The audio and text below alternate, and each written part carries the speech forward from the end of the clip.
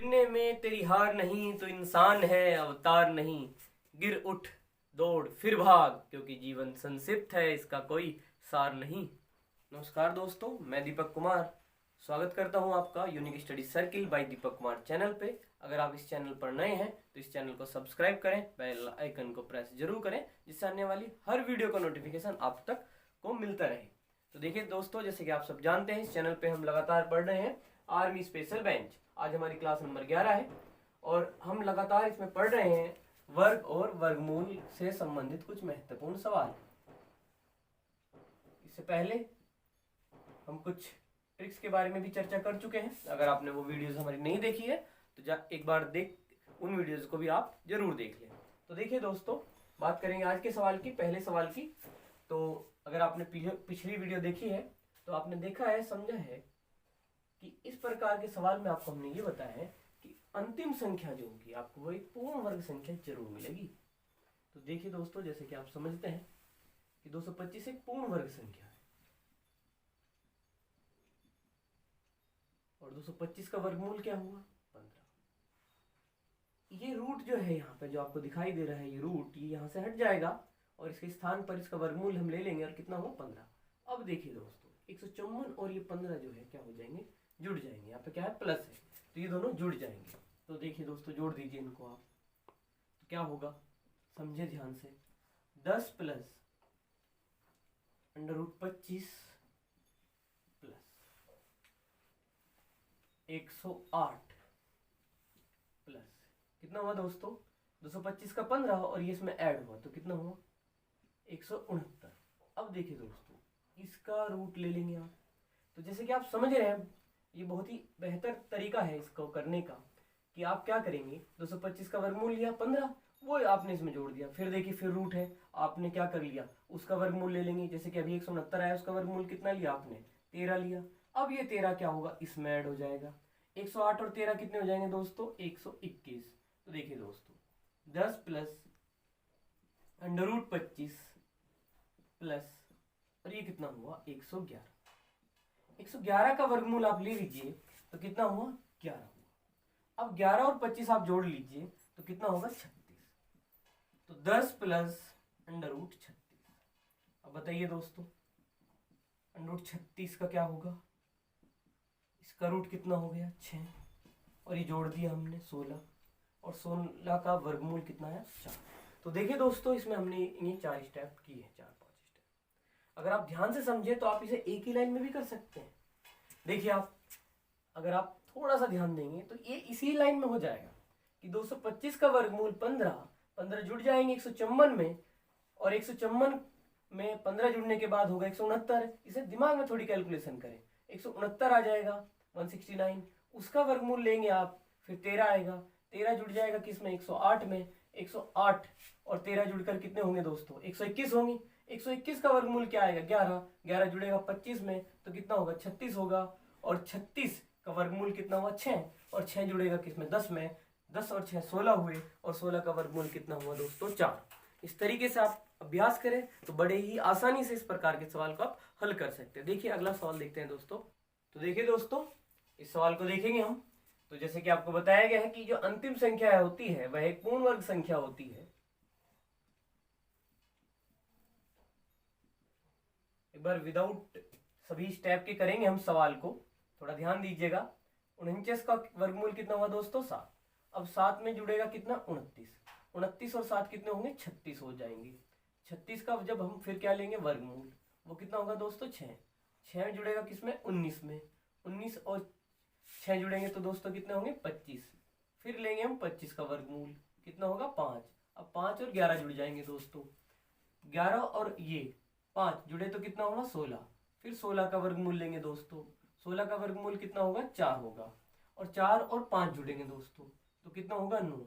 और फाइनली इस सवाल का आंसर कितना आएगा? 3। तो देखिए दोस्तों, अगर आपको ऐसे समझ में नहीं आया, अब एक बार हम सभी स्टेप को कर देते हैं। तो देखिए दोस्तों, एक बार हम सभी स्टेप के साथ इस सवाल को करेंगे। तो जैसे कि हमें पता है कि एक पूर्ण वर्ग संख्या है और इसका पूर्ण वर्ग कितना हुआ? 7। अब यह 7 हमने 29 में जोड़ दिया तो कितना होगा दोस्तों? 36।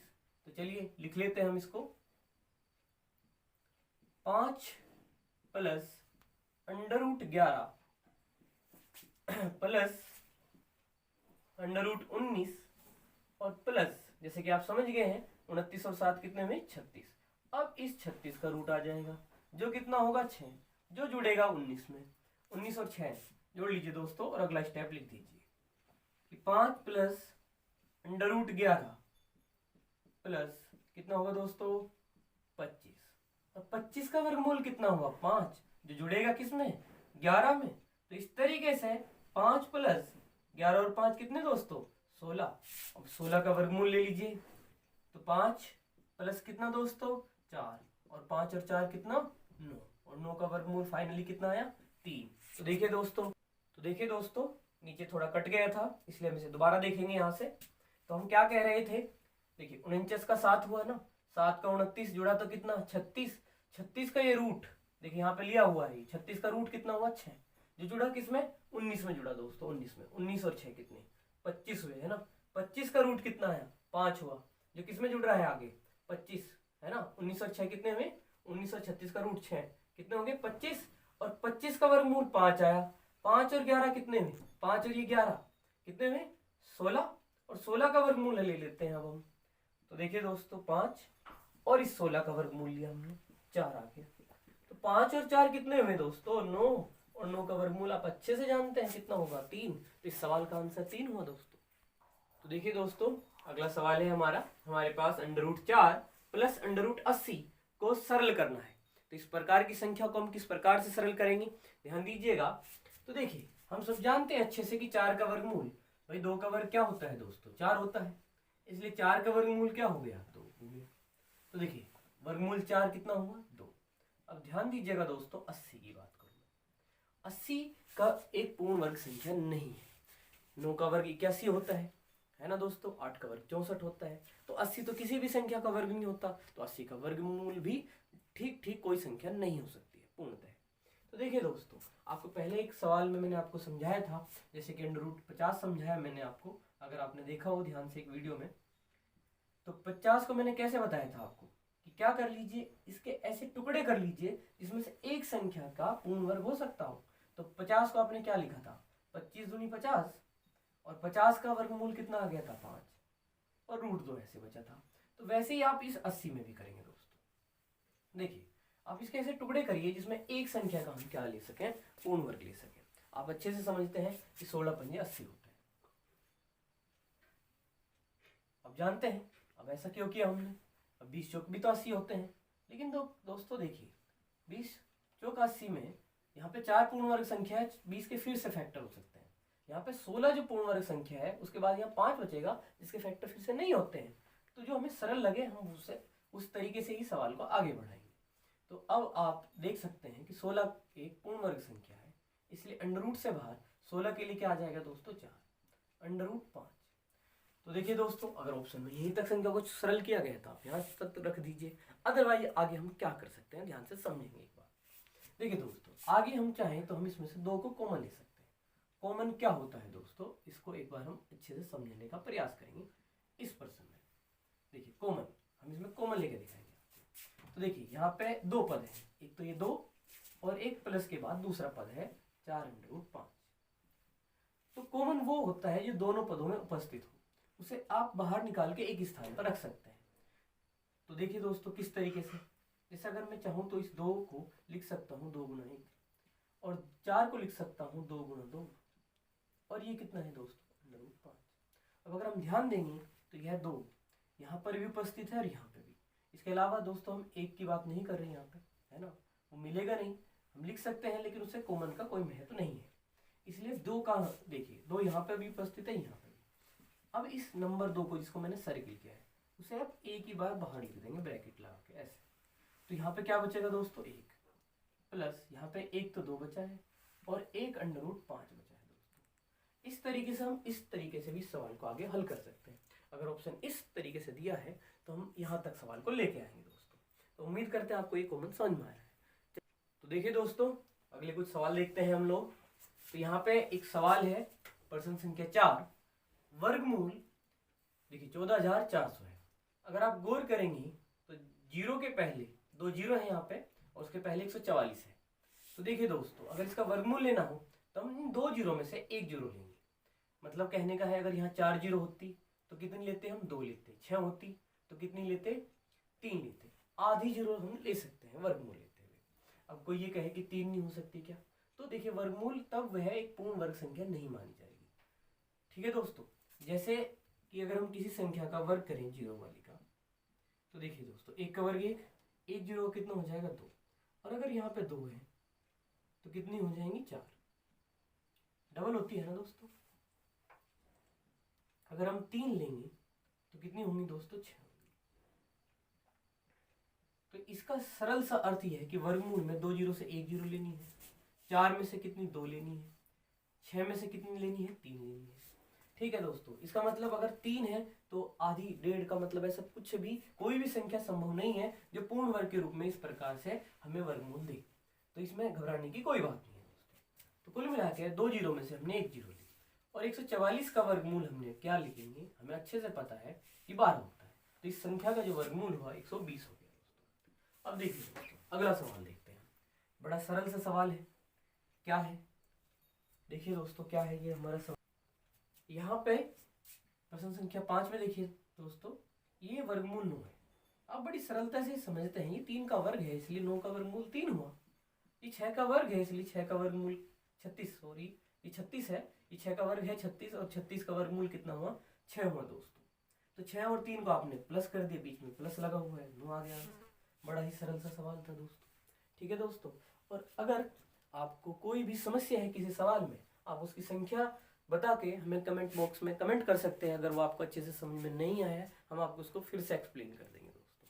ठीक है, आपके बहुत अच्छे अच्छे कमेंट मिल रहे हैं, हमें काफ़ी अच्छा रिस्पॉन्स है आपका, बहुत बहुत आभार उसके लिए। लगातार बने रहिए हमारे साथ। देखिए दोस्तों, अगला सवाल की हम बात करेंगे। तो √6 का वर्ग, और यहाँ पे है √3 का वर्ग। तो दोस्तों ये बात आप याद रखिएगा कि इस तरीके से अंडर के अंदर वर्ग है या अंडर के बाहर वर्ग लगा हुआ है, दोनों ही स्थिति में अंडर और स्क्वायर एक दूसरे से कैंसिल हो जाएंगे। अंडर और स्क्वायर एक दूसरे से कैंसिल हो जाएंगे। ये भी ए देगा आंसर, ये भी ए देगा। ऐसा क्यों होता है दोस्तों? तो सरल सी बात ये है कि अंडर का जो मतलब होता है वो क्या होता है, वो थोड़ा समझ लेते हैं हम एक बार। तो हम इसको वर्गमूल भी बोलते हैं दोस्तों। जैसे ए स्क्वायर है, इसे वर्ग बोलते हैं, तो इसको क्या बोलते हैं? वर्गमूल। अर्थात ये इसका अपोजिट है। अगर इसको और थोड़ा सही से लिखे हम, तो इसका सामान्य अर्थ है दोस्तों कि a की पावर 1/2। तो देखिए दोस्तों, तो अगर अंदर की पावर 2 है और बाहर रूट लगा हुआ है, तब भी अगर हम इसको इस तरीके से लिखें कि a की पावर 2 की पावर 1/2, तो हम इनकी गुणा कर लेंगे ना, कि a की पावर 2 गुणा 1/2, 2 से 2 कैंसिल हो गया, a की पावर क्या बची है? इसका सामान्य अर्थ क्या समझा जाएगा? a। और अगर बाहर पावर है इस तरीके से कि a और उसकी पावर 2, तो इस a की पावर कितना दोस्तों? 1/2, और पावर कितना? 2। अब इन पावर की भी गुणा हो जाती है, आप अच्छे से जानते हैं इस बात को भी। तो 1/2 गुणा 2, 2 से 2 कैंसिल हुआ, a की पावर 1 मतलब 1। तो दोस्तों सामान्य सी बात हमने यहाँ से ये समझने का प्रयास किया है कि पावर मतलब कि अंडर के अंदर वर्ग है, तब भी ये दोनों कैंसिल होके ए देंगी, या फिर अंडर के बाहर स्क्वायर लगा हुआ है, तब भी ये कैंसिल होकर क्या देंगे दोस्तों? ए देंगे। ठीक है दोस्तों, तो इस तरीके से आप समझ लीजिए, ये अंडर और ये 6 की पावर 2 कट गया है, तो इसने क्या दिया हमें? 6। ये वर्ग और ये अंडर कट गया है, तो इसने क्या दिया भाई दोस्तों? हमें 3। तो 6 और 3 को जोड़ लिया हमने, कितना हुआ? 9। ठीक है दोस्तों, उम्मीद करते हैं बात आपको बेहतर तरीके से समझ आए। अगले सवाल देखते हैं दोस्तों। सवाल में, इस प्रकार के सवाल में कभी हम गलती ना करें, इस बात का हमें विशेष ध्यान रखना होता है कि कोई चीज़ कहाँ पे है। जैसे कई बार हम ब्रैकेट को नज़रअंदाज कर जाते हैं, या फिर ब्रैकेट या किसी चिन्ह को, तो उसी वजह से कई बार हम गलती कर जाते हैं। इसी बात का अगर हम ध्यान रखें प्रॉपरली, तो कभी गड़बड़ नहीं होगी हमसे। तो देखिए दोस्तों, अगर ध्यान दें हम, यहाँ पे क्या है? अंडर लगा हुआ है, यहाँ पे माइनस का चिन्ह है, ये अंडर 256, ये अंडर 324। जो हमारा वर्ग लगा हुआ है वो ब्रैकेट के पूरे के बाहर लगा हुआ है, तो हम इसमें पूरी कार्रवाई करने के बाद ही इसका वर्ग करेंगे। हम इस सवाल में इस तरीके से नहीं कर सकते कि हमने रूट से वर्ग काट दिया, क्योंकि बीच में क्या लगा हुआ है दोस्तों? माइनस। अगर यहाँ पे माइनस ना होकर के मल्टीप्लाई या डिवाइड का चिन्ह होता दोस्तों, तब ऐसा कर सकते थे हम। लेकिन अगर माइनस है और प्लस है तो तब ऐसा कर नहीं, हम नहीं कर सकते। तो देखिए दोस्तों, कुल मिला के आपको ये समझाया गया कि आप इसको पहले सरल करें।